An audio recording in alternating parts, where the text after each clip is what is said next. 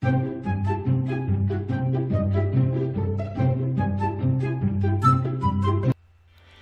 what is good with y'all? It's your boy King Avery, and today we are talking a little bit more about Pokemon Go. There was a press release that was released yesterday, and I figured we'd go ahead and cover it. So we got some new pictures, and what we have here is a Squirtle, and we have an overlay of a map, and we can also see that the people have different levels, and it also shows in pretty much the radius in which a Pokemon is from you. So you may walk down a couple blocks from your house and there may be another Pokemon there. Let's say a Pikachu. I'm not sure.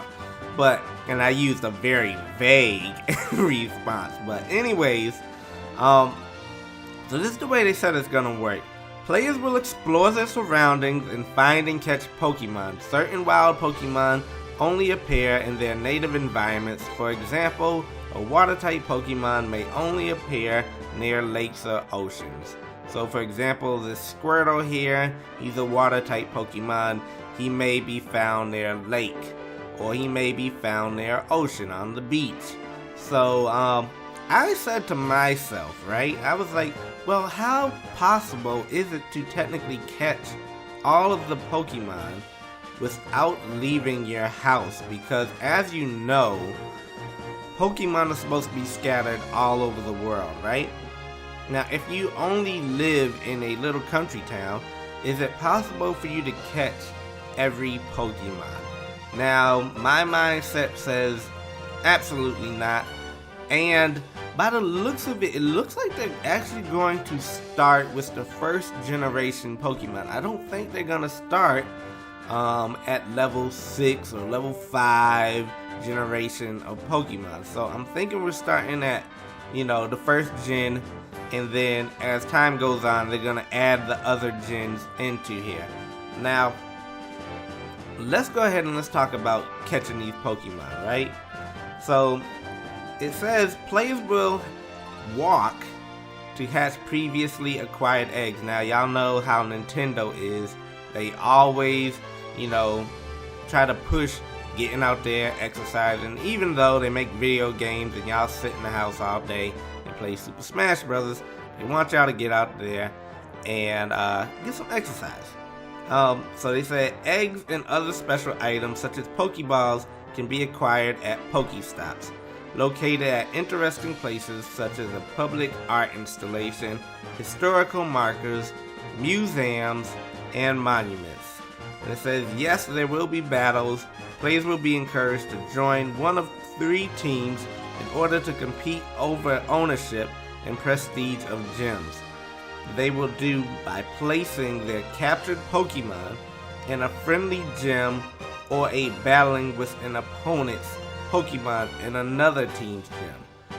Gyms, just like Pokestops, are also found at real-world locations. So right there, that tells you that a lot of the gyms are gonna be at different spots. You may go to, let's say, a GameStop, and that may be classified as a Pokestop, where people could go there and get Pokeballs or whatever, So, what do y'all think about this so far?